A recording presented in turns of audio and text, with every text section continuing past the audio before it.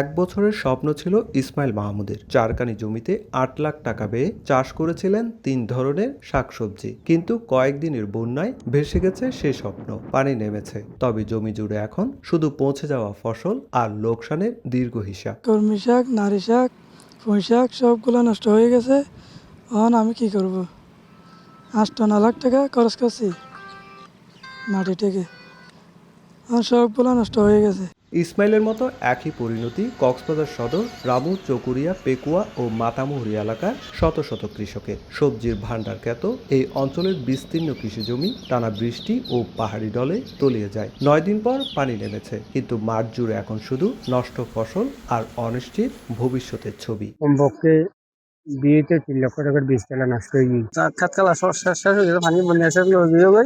এখন 10 লাখ পর্যন্ত মানে হয় ক্ষতি হয়ে ধান, চাউল, শাক সবজি, মাছ কাছ বেরিয়ে গিয়ে গেছে। তারা 8-10 দাম দিয়ে গেছে।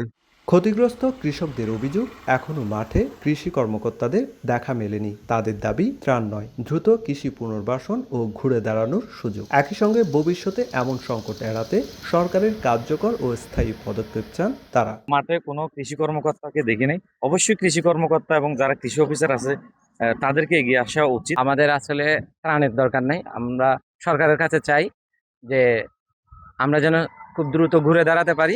তবে কৃষি বিভাগের দাবি, ক্ষতি কাটিয়ে উঠতে কৃষকদের বীজ চারা সহায়তা দিয়ে দ্রুত পুনর্বাসনের উদ্যোগ নেওয়া হচ্ছে। এই মুহূর্তে কৃষকদেরকে এই ক্ষতি পুষিয়ে নেওয়া যেটি আমার বলা হচ্ছে, যেহেতু আমাদের আমনের এখনও আমাদের সময় আছে, তাদেরকে আগাম একটু বীজতলা করার জন্য খুব অতি তাড়াতাড়ি আমরা পরামর্শ দিচ্ছি।